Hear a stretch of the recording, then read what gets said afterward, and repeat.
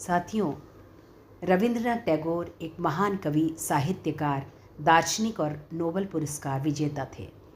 उन्हें गुरुदेव के नाम से जाना जाता है। उन्होंने भारतीय साहित्य और संगीत को एक नई दिशा दी। वो एकमात्र ऐसे कवि हैं जिनकी रचनाएं दो देशों भारत और बांग्लादेश का राष्ट्रगान बनी। उन्होंने शांति निकेतन की स्थापना की। आज साथियों, मैं प्रस्तुत कर रही हूँ उन्हीं की लिखी कहानी अंतिम प्यार। आर्ट स्कूल के प्रोफेसर मनमोहन बाबू घर पर बैठे मित्रों के साथ मनोरंजन कर रहे थे। ठीक उसी समय योगेश बाबू ने कमरे में प्रवेश किया। योगेश बाबू अच्छे चित्रकार थे। उन्होंने अभी थोड़े समय पूर्व ही स्कूल छोड़ा था। उन्हें देखकर वे एक व्यक्ति ने कहा, योगेश बाबू, नरेंद्र क्या कहता है? आपने सुना कुछ? योगेश बाबू ने आराम कुर्सी पर बैठकर पहले तो एक लंबी सांस ली, पश्चात बोले, क्या कहता है? नरेंद्र कहता है बंग प्रांत में उसकी कोटि का कोई भी चित्रकार इस समय नहीं है। ठीक है, अभी कल का छोकरा है ना, हम लोग तो जैसे आज तक घास छीलते रहे हैं, झुंझला कर योगेश बाबू ने कहा। जो लड़का बातें कर रहा था उसने कहा, केवल यही नहीं, नरेंद्र आपको भी सम्मान की दृष्टि से नहीं देखता। योगेश बाबू ने उपेक्षित भाव से कहा, क्यों, कोई अपराध? वो कहता है आप आदर्श का ध्यान रखकर चित्र नहीं बनाते। तो किस दृष्टिकोण से बनाता हूँ? दृष्टिकोण और रुपयों के लिए। योगेश ने एक आंख बंद करके कहा, व्यर्थ। फिर आवेश में कान के पास से अपने अस्त व्यस्त बालों को ठीक कर बहुत देर तक मौन बैठा रहा। चीन का जो सबसे बड़ा चित्रकार हुआ है उसके बाल भी बहुत बड़े थे। यही कारण था कि योगेश ने भी स्वभाव विरुद्ध सिर पर लंबे लंबे बाल रखे हुए थे। ये बाल उसके मुख पर बिल्कुल नहीं भाते थे, क्योंकि बचपन में एक बार चेचक के आक्रमण से उनके प्राण तो बच गए थे, किंतु मुख कुरूप हो गया था। कमरे में जो लड़के बैठे थे योगेश बाबू को क्रोधित देखकर उसके सामने ही मुंह बंद करके हंस रहे थे। सहसा वो हंसी योगेश बाबू ने भी देख ली। क्रोधित स्वर में बोले, तुम लोग हंस रहे हो क्यों? एक लड़के ने चाटुकारिता से जल्दी जल्दी कहा, नहीं महाशय, आपको क्रोध आए और हम लोग हंसे, ये भला कभी संभव हो सकता है? मैं समझ गया। अब अधिक चातुर्य की आवश्यकता नहीं। क्या तुम लोग ये कहना चाहते हो कि अब तक तुम सब दांत निकाल कर रो रहे थे? मैं ऐसा मूर्ख नहीं हूँ। ये कहकर उन्होंने आंखें बंद कर ली। लड़कों ने किसी प्रकार हंसी रोक कर कहा, चलिए यूं ही सही, हम हंसते ही थे और रोते भी क्यों? पर हम नरेंद्र के पागलपन को सोचकर हंसते थे। वो देखो, मास्टर साहब के साथ नरेंद्र भी आ रहा है। मास्टर साहब के साथ साथ नरेंद्र भी कमरे में आ गया। योगेश ने एक बार नरेंद्र की ओर वक्र दृष्टि से देखकर मनमोहन बाबू से कहा, महाशय, नरेंद्र मेरे विषय में क्या कहता है? मनमोहन बाबू जानते थे कि उन दोनों की लगती है। दो पाषाण जब परस्पर टकराते हैं तो अग्नि उत्पन्न हो ही जाती है। अतः वो बात को संभालते मुस्कुराते से बोले, योगेश बाबू, नरेंद्र क्या कहता है? नरेंद्र कहता है कि मैं रुपयों के दृष्टिकोण से चित्र बनाता हूँ, मेरा कोई आदर्श नहीं है। मनमोहन बाबू ने पूछा, क्यों नरेंद्र? नरेंद्र अब तक मौन खड़ा था। अब किसी प्रकार आगे आकर बोला, हाँ कहता हूँ, मेरी यही सम्मति है।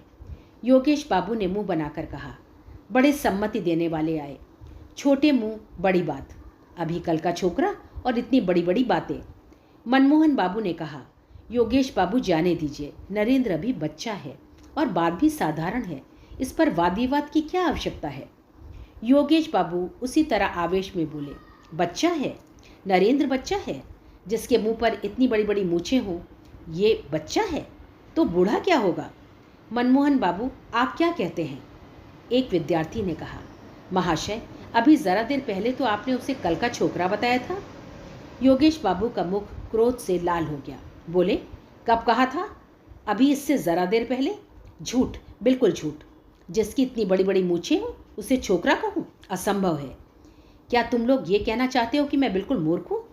सब लड़के एक स्वर से बोले, नहीं महाशय, ऐसी बात हम भूलकर भी जिह्वा पर नहीं ला सकते। मनमोहन बाबू किसी प्रकार हंसी को रोककर बोले, चुप चुप, गोलमाल ना करो। योगेश बाबू ने कहा, हाँ नरेंद्र, तुम ये कहते हो कि बंग प्रांत में तुम्हारी टक्कर का कोई चित्रकार नहीं है? नरेंद्र ने कहा, आपने कैसे जाना? तुम्हारे मित्रों ने कहा। मैं ये नहीं कहता, तब भी इतना अवश्य कहूँगा कि मेरी तरह हृदय रक्त पीकर बंगाल में कोई चित्र नहीं बनाता। इसका प्रमाण? नरेंद्र ने आवेशमय स्वर में कहा। प्रमाण की क्या आवश्यकता है? मेरा अपना यही विचार है। तुम्हारा विचार असत्य है। नरेंद्र कम बोलने वाला व्यक्ति था। उसने कोई उत्तर नहीं दिया।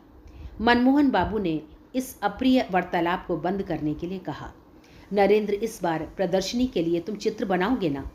नरेंद्र ने कहा, विचार तो है, देखूंगा तुम्हारा चित्र कैसा रहता है। नरेंद्र ने श्रद्धा भाव से उनकी पग धूली लेकर कहा, जिसके गुरु आप हैं उसे क्या चिंता, देखना सर्वोत्तम रहेगा। योगेश बाबू ने कहा, राम से पहले रामायण, पहले चित्र बनाओ फिर कहना। नरेंद्र ने मुंह फेरकर योगेश बाबू की ओर देखा, कहा कुछ भी नहीं, किंतु मौन भाव और उपेक्षा ने बातों से कहीं अधिक योगेश के हृदय को ठेस पहुंचाई। मनमोहन बाबू ने कहा, योगेश बाबू, चाहे आप कुछ भी कहें, मगर नरेंद्र को अपनी आत्मिक शक्ति पर बहुत विश्वास है। मैं दृढ़ निश्चय से कह सकता हूँ कि यह भविष्य में एक बड़ा चित्रकार होगा। नरेंद्र धीरे धीरे कमरे से बाहर चला गया। एक विद्यार्थी ने कहा, प्रोफेसर साहब, नरेंद्र में किसी सीमा तक विक्षिप्तता की झलक दिखाई देती है।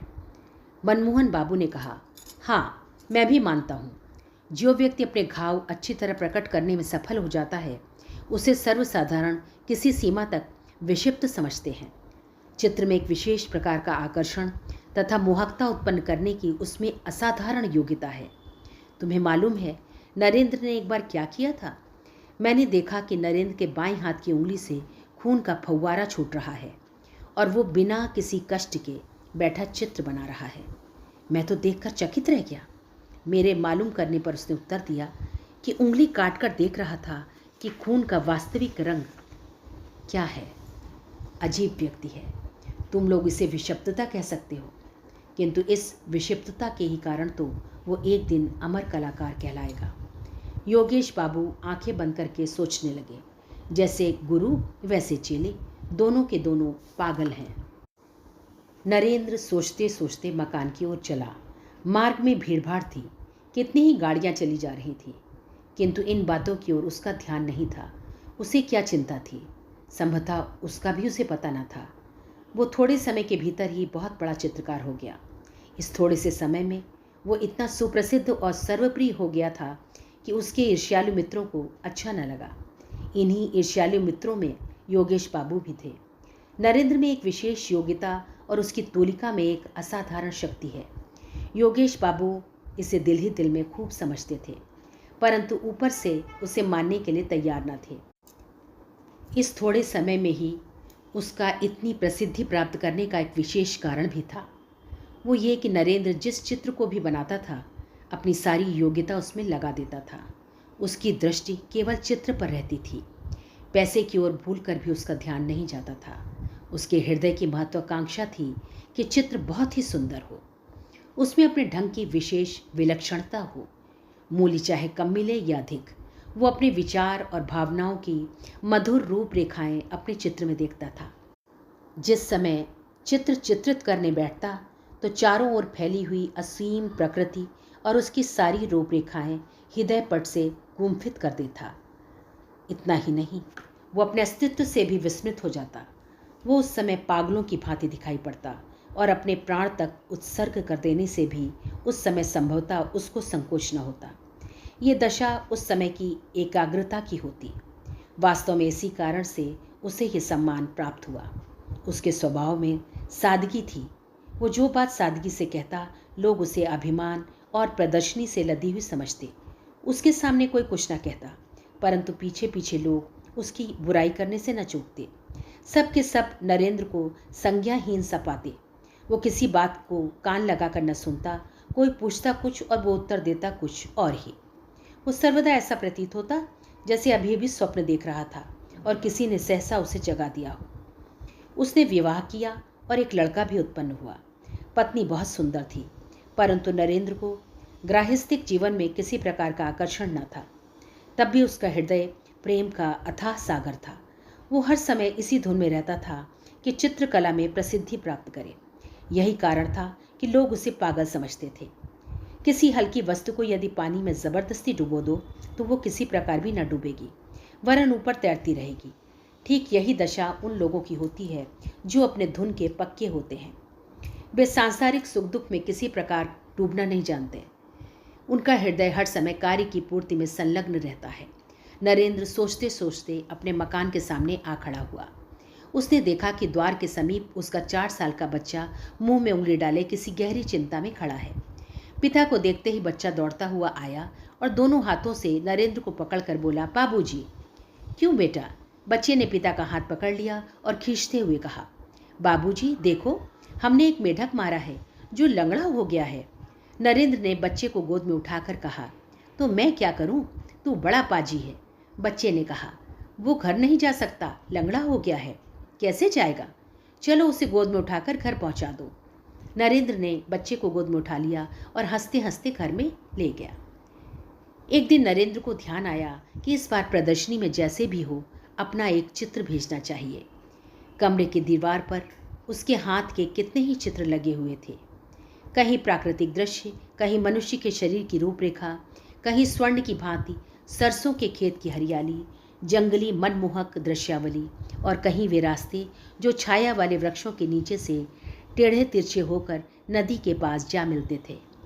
धुएं की भांति गगनचुंबी पहाड़ों की पंक्ति जो तेज धूप में स्वयं झुलसी जा रही थी, और सैकड़ों पथिक धूप से व्याकुल होकर छायादार वृक्षों के समूह में शरणार्थी थे। ऐसे कितने ही दृश्य थे। दूसरी ओर अनेकों पक्षियों के चित्र थे। उन सब के मनोभाव उनके मुखों से प्रकट हो रहे थे। कोई गुस्से से भरा हुआ, कोई चिंता की अवस्था में, तो कोई प्रसन्न मुख। कमरे के उत्तरी भाग के में खिड़की के समीप एक अपूर्ण चित्र लगा हुआ था। उसमें ताड़ के वृक्षों के समूह के समीप सर्वदा मौन रहने वाली छाया के आश्रय में एक सुंदर नवयुवती नदी के नील वर्ण जल में अचल बिजली सी मौन खड़ी थी। उसके होठों और मुख की रेखाओं में चित्रकार ने हृदय की पीड़ा अंकित की थी। ऐसा प्रतीत होता था मानो चित्र बोलना चाहता है, किंतु यौवन अभी उसके शरीर में पूरी तरह प्रस्फुटित नहीं हुआ है। इन सब चित्रों में चित्रकार के इतने दिनों की आशा और निराशा मिश्रित थी, परंतु आज उन चित्रों की रेखाओं और रंगों ने उसे अपनी ओर आकर्षित न किया। उसके हृदय में बार बार यही विचार आने लगे कि इतने दिनों उसने केवल बच्चों का खेल किया है, केवल कागज़ के टुकड़ों पर रंग पोता है। इतने दिनों से उसने जो कुछ रेखाएं कागज़ पर खींची थी, वे सब उसके हृदय को अपनी ओर आकर्षित न कर सकी, क्योंकि उसके विचार पहले की अपेक्षा बहुत उच्च थे। उच्च ही नहीं बल्कि बहुत उच्चतम होकर चील की भांति आकाश में मंडराना चाहते थे। यदि वर्षा ऋतु का सुहावना दिन हो तो क्या कोई शक्ति उसे रोक सकती थी? वो उस समय आवेश में आकर उड़ने की उत्सुकता में असीमित दिशाओं में उड़ जाता, एक बार भी फिरकर नहीं देखता। अपनी पहली अवस्था पर किसी प्रकार भी वो संतुष्ट नहीं था। नरेंद्र के हृदय में रह रहकर यही विचार आने लगा। भावना और लालसा की झड़ी सी लग गई। उसने निश्चय कर लिया था कि इस बार ऐसा चित्र बनाएगा जिससे उसका नाम अमर हो जाए। वो इस वास्तविकता को सबके दिलों में बिठा देना चाहता था कि उसकी अनुभूति बचपन की अनुभूति नहीं है। मेज पर सिर रखकर नरेंद्र विचारों का ताना बाना बुनने लगा। वो क्या बनाएगा, किस विषय पर बनाएगा? हृदय पर आघात होने से साधारण प्रभाव पड़ता है। भावनाओं के कितने ही पूर्ण और अपूर्ण चित्र उसकी आंखों के सामने से सिनेमा चित्र की भांति चले गए, परंतु किसी ने भी दम भर के लिए उसके ध्यान को अपनी ओर आकर्षित न किया। सोचते सोचते संध्या के अंधियारे में शंख की मधुर ध्वनि ने उसको मस्त कर देने वाला गाना सुनाया। इस स्वर लहरी से नरेंद्र चौंक कर उठ खड़ा हुआ। पश्चात उसी अंधकार में वो चिंतन मुद्रा में कमरे के अंदर पागलों की भांति टहलने लगा। सब व्यर्थ। महान प्रयत्न करने के पश्चात भी कोई विचार न सूझा। रात बहुत जा चुकी थी। अमावस्या की अंधेरी में आकाश परलोक की भांति धुंधला प्रतीत होता था। नरेंद्र कुछ खोया खोया सा पागलों की भांति उसी ओर ताकता रहा। बाहर से रसोइये ने द्वार खटखटा कर कहा, बाबूजी। चौंक कर नरेंद्र ने पूछा, कौन है? बाबूजी, भोजन तैयार है, चलिए। झुंझलाते हुए नरेंद्र ने कटु स्वर में कहा, मुझे तंग न करो, जाओ, मैं इस समय न खाऊंगा। कुछ थोड़ा सा, मैं कहता हूँ बिल्कुल नहीं। और निराश मन रसोइया भारी कदमों से वापस लौट गया और नरेंद्र ने अपने को चिंतन सागर में डुबो दिया। दुनिया में जिसको ख्याति प्राप्त करने का व्यसन लग गया हो, उसको चैन कहाँ। एक सप्ताह बीत गया। इस सप्ताह में नरेंद्र ने घर से बाहर कदम न निकाला। घर में बैठा सोचता रहता, किसी न किसी मंत्र से तो साधना की देवी अपनी कला दिखाएगी। इससे पूर्व किसी चित्र के लिए उसे विचार प्राप्ति में देर न लगती थी, परंतु इस बार किसी तरह भी उसे कोई बात न सूझी। जो जो दिन व्यतीत होते जाते थे वो निराश होता जाता था। केवल यही क्यों, कई बार तो उसने झुंझलाकर सिर के बाल नोच लिए। वो अपने आप को गालियां देता, पृथ्वी पर पेट के बल पड़कर बच्चों की तरह रोया भी, परंतु सब व्यर्थ। प्रातःकाल नरेंद्र मौन बैठा था कि मनमोहन बाबू के द्वारपाल ने आकर उसे एक पत्र दिया। उसने उसे खोलकर देखा। प्रोफेसर साहब ने उसमें लिखा था, प्रिय नरेंद्र, प्रदर्शनी होने में अब कुछ अधिक दिन शेष नहीं है। एक सप्ताह के अंदर यदि चित्र ना आया तो ठीक नहीं। लिखना तुम्हारी क्या प्रगति हुई है और तुम्हारा चित्र कितना बन गया है। योगेश बाबू ने चित्र चित्रित कर दिया है, मैंने देखा है, सुंदर है, परंतु मुझे तुमसे और भी अच्छे चित्र की आशा है। तुमसे अधिक प्रिय मुझे और कोई नहीं। आशीर्वाद देता हूँ तुम अपने गुरु की लाज रख सकोगे। इसका ध्यान रखना, इस प्रदर्शनी में यदि तुम्हारा चित्र अच्छा रहा तो तुम्हारी ख्याति में कोई बाधा न रहेगी। तुम्हारा परिश्रम सफल हो, यही कामना है। मनमोहन। पत्र पढ़कर नरेंद्र और भी व्याकुल हुआ। केवल एक सप्ताह शेष है और अभी तक उसके मस्तिष्क में चित्र के विषय में कोई विचार ही नहीं आया। खेद है, अब वो क्या करेगा। उसे अपने आत्मबल पर बहुत विश्वास था, पर उस समय वो विश्वास भी जाता रहा। इसी तुच्छ शक्ति पर वो 10 व्यक्तियों में सिर उठाए फिरता रहा। उसने सोचा था अमर कलाकार बन जाऊंगा, परंतु वाह रे दुर्भाग्य। अपनी अयोग्यता पर नरेंद्र की आंखों में आंसू भर आए। रोगी की रात जैसे आंखों में निकल जाती है, उसकी वो रात वैसे ही समाप्त हुई। नरेंद्र को इसका तनिक भी पता न था। इधर वो कई दिनों से चित्रशाला ही में सोया था। नरेंद्र के मुख पर जागरण के चिन्ह थे। उसकी पत्नी दौड़ी दौड़ी आई और शीघ्रता से उसका हाथ पकड़कर बोली, अजी, बच्चे को क्या हो गया है, आकर देखो तो। नरेंद्र ने पूछा, क्या हुआ। पत्नी लीला हांफते हुए बोली, शायद हैजा, इस प्रकार खड़े न रहो, बच्चा बिल्कुल अचेत पड़ा है। बहुत ही अनमने मन से नरेंद्र शयन कक्ष में प्रविष्ट हुआ। बच्चा बिस्तर से लगा पड़ा था।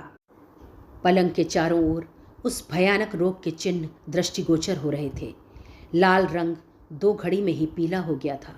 सहसा देखने से यही ज्ञात होता जैसे बच्चा जीवित नहीं है, केवल उसके वक्ष के समीप कोई वस्तु धक धक कर रही थी और इस क्रिया से ही जीवन के कुछ चिन्ह दृष्टिगोचर होते थे। वो बच्चे के सिरहाने सिर झुकाकर खड़ा हो गया।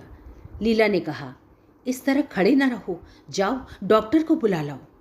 माँ की आवाज़ सुनकर बच्चे ने आंखें मली। भर्राई हुई आवाज़ में बोला, माँ, ओ माँ, मेरे लाल, मेरी पूंजी, क्या कह रहा है। कहते कहते लीला ने दोनों हाथों से बच्चे को अपनी गोद से चिपटा लिया। माँ के वक्ष पर सिर रखकर बच्चा फिर पड़ा रहा। नरेंद्र के नेत्र सजल हो गए। वो बच्चे की ओर देखता रहा। लीला ने उपालभ्यमय स्वर में कहा, अभी तक डॉक्टर को बुलाने नहीं गए। नरेंद्र ने दबी आवाज़ में कहा, डॉक्टर। पति की आवाज़ का अस्वाभाविक स्वर सुनकर लीला ने चकित होते हुए कहा, क्या, कुछ नहीं, जाओ डॉक्टर को बुला लाओ। अभी जाता हूँ। नरेंद्र घर से बाहर निकला। घर का द्वार बंद हुआ। लीला ने आश्चर्यचकित होकर सुना कि उसके पति ने बाहर से द्वार की जंजीर खींच ली और वो सोचती रही, ये क्या। नरेंद्र चित्रशाला में प्रविष्ट होकर एक कुर्सी पर बैठ गया। दोनों हाथों से मुंह ढांपकर वो सोचने लगा। उसकी दशा देखकर ऐसा लगता था कि वो किसी तीव्र आत्मिक पीड़ा से पीड़ित है। चारों ओर गहरे सोनेपन का राज्य था। केवल दीवार लगी घड़ी कभी न थकने वाली गति से टिक टिक कर रही थी और नरेंद्र के सीने के अंदर उसका हृदय मानो उत्तर देता हुआ कह रहा था, धक धक। संभवतः उसके भयानक संकल्पों से परिचित होकर घड़ी और उसका हृदय परस्पर कानाफूसी कर रहे थे। सहसा नरेंद्र उठ खड़ा हुआ। संज्ञाहीन अवस्था में कहने लगा, क्या करूं, ऐसा आदर्श फिर न मिलेगा, परंतु वो तो मेरा पुत्र है। वो कहते कहते रुक गया, मौन होकर सोचने लगा। सहसा मकान के अंदर से सनसनाते हुए बाण की भांति हाय की हृदय वेधक आवाज़ उसके कानों में पहुंची। मेरे लाल, तू कहाँ गया? जिस प्रकार चिल्ला टूट जाने से कमान सीधी हो जाती है, चिंता और व्याकुलता से नरेंद्र ठीक उसी तरह सीधा खड़ा हो गया। उसके मुख पर लाली का चिन्ह तक न था। फिर कान लगाकर उसने आवाज़ सुनी। वो समझ गया था कि बच्चा चल बसा। मन ही मन में बोला, भगवान तुम साक्षी हो, मेरा कोई अपराध नहीं। इसके बाद वो अपने सिर के बालों को मुट्ठी में लेकर सोचने लगा, जैसे कुछ समय पश्चात ही मनुष्य निद्रा से चौंक उठता है। उसी प्रकार चौंक कर जल्दी जल्दी मेज़ पर से कागज़, तूलिका और रंग आदि लेकर वो कमरे से बाहर निकल गया। शयन कक्ष के सामने एक खिड़की के समीप आकर वो अचकचा कर खड़ा हो गया। कुछ सुनाई देता है क्या? नहीं, सब खामोश है। उस खिड़की से कमरे का आंतरिक भाग दिखाई पड़ रहा था। झांक कर भय से थरथर कांपते हुए उसने देखा तो उसके सारे शरीर में कांटे से चुभ गए। बिस्तर उलट पुलट हो रहा था। पुत्र से रिक्त गोद किए माँ वहीं पड़ी तड़प रही थी, और इसके अतिरिक्त माँ कमरे में पृथ्वी पर लौटते हुए बच्चे के मृत शरीर को दोनों हाथों से वक्षस्थल के साथ चिपटाए, बाल बिखरे, नेत्र विस्फारित किए बच्चे के निर्जीव होठों को बार बार चूम रही थी। नरेंद्र की दोनों आंखों में किसी ने 2 सलाखें चुभो दी थी। हाँ, उसने होठ चबाकर कठिनता से स्वयं को संभाला और इसके साथ ही कागज़ पर पहली रेखा खींची। उसके सामने कमरे के अंदर वही भयानक दृश्य उपस्थित था। संभवतः संसार के किसी अन्य चित्रकार ने ऐसा दृश्य सम्मुख रखकर तूलिका न उठाई होगी। देखने में नरेंद्र के शरीर में कोई गति न थी, परंतु उसके हृदय में कितनी वेदना थी उसे कौन समझ सकता है। वो तो पिता था। नरेंद्र जल्दी जल्दी चित्र बनाने लगा। जीवन भर चित्र बनाने में इतनी जल्दी उसने कभी न की। उसकी उंगलियां किसी अज्ञात शक्ति से अपूर्व शक्ति प्राप्त कर चुकी थी। रूपरेखा बनाते हुए उसने सुना, बेटा, ओह बेटा, बातें करो, बात करो, जरा एक बार तो तुम देख तो लो। नरेंद्र ने अस्फुट स्वर में कहा, उफ, ये असहनीय है, और उसके हाथ से तूलिका छूटकर पृथ्वी पर गिर पड़ी। किंतु उसी समय तूलिका उठाकर वो पुनः चित्र बनाने लगा।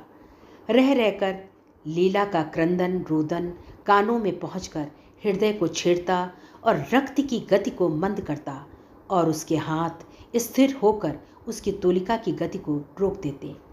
इसी प्रकार पल पर पल बीतने लगे। मुख्य द्वार से अंदर आने के लिए नौकरों ने शोर मचाना शुरू किया था, परंतु नरेंद्र मानो इस समय विश्व और विश्वव्यापी कोलाहल से बहरा हो चुका था। वो कुछ भी न सुन सका। इस समय वो एक बार कमरे की ओर देखता और एक बार चित्र की ओर, बस रंग में तूलिका डुबोता और फिर कागज़ पर चला देता। वो पिता था, परंतु कमरे के अंदर पत्नी के हृदय से लिपटे हुए मृत बच्चे की याद भी वो धीरे धीरे भूलता जा रहा था। सहसा लीला ने उसे देख लिया। दौड़ती हुई खिड़की के समीप आकर दुखित स्वर में बोली, क्या डॉक्टर को बुलाया? ज़रा एक बार आकर तो देख लो, मेरा लाल जीवित है या नहीं। ये क्या चित्र बना रहे हो? चौंक कर नरेंद्र ने लीला की ओर देखा।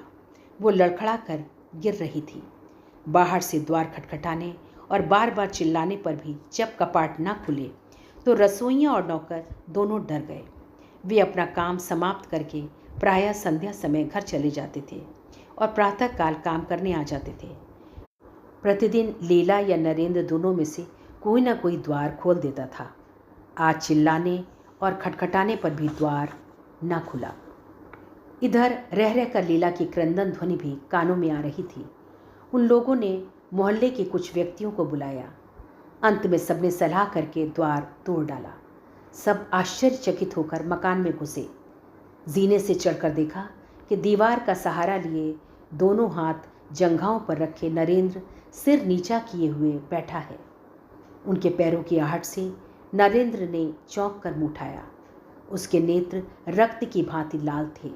थोड़ी देर पश्चात वो ठहाका मारकर हंसने लगा और सामने लगे चित्र की ओर उंगली दिखाकर बोल उठा, डॉक्टर, डॉक्टर, मैं अमर हो गया। दिन बीतते गए। प्रदर्शनी आरंभ हो गई। प्रदर्शनी में देखने की कितनी ही वस्तुएं थीं, परंतु दर्शक एक ही चित्र पर झुके पड़ते थे। चित्र छोटा सा था और अधूरा भी। नाम था अंतिम प्यार। चित्र में चित्रित किया हुआ था एक माँ बच्चे का मृत शरीर हृदय से लगाए अपने दिल के टुकड़े के चंदा से मुख को बार बार चूम रही है। शोक और चिंता में डूबी हुई माँ के मुख, नेत्र और शरीर में चित्रकार की तूलिका ने एक ऐसा सूक्ष्म और दर्दनाक चित्र चित्रित किया कि जो देखता उसी की आंखों से आंसू निकल पड़ते। चित्र की रेखाओं में इतनी अधिक सूक्ष्मता से दर्द भरा जा सकता है, ये बात इससे पहले किसी के ध्यान में न आई थी। इस दर्शक समूह में कितने ही चित्रकार थे। उनमें से एक ने कहा, देखिए योगेश बाबू, आप क्या कहते हैं? योगेश बाबू उस समय मौन धारण किए चित्र की ओर देख रहे थे। सहसा प्रश्न सुनकर एक आंख बंद करके बोले, यदि मुझे पहले से ज्ञात होता तो मैं नरेंद्र को अपना गुरु बनाता। दर्शकों ने धन्यवाद, साधुवाद और वाहवाह की झड़ी लगा दी, परंतु किसी को भी मालूम न हुआ कि उस सज्जन पुरुष का मूल्य क्या है जिसने इस चित्र को चित्रित किया है। किस प्रकार चित्रकार ने स्वयं को धूलि में मिलाकर रक्त से इस चित्र को रंगा है, उसकी ये दशा किसी को भी ज्ञात न हो सकी। इसी के साथ ये कहानी समाप्त होती है। साथियों, यदि आपको मेरा वाचन पसंद आ रहा है तो कृपया मेरे चैनल को सब्सक्राइब करें और शेयर करें, और कमेंट बॉक्स में बताएं कि आपको ये कहानी कैसी लगी। धन्यवाद।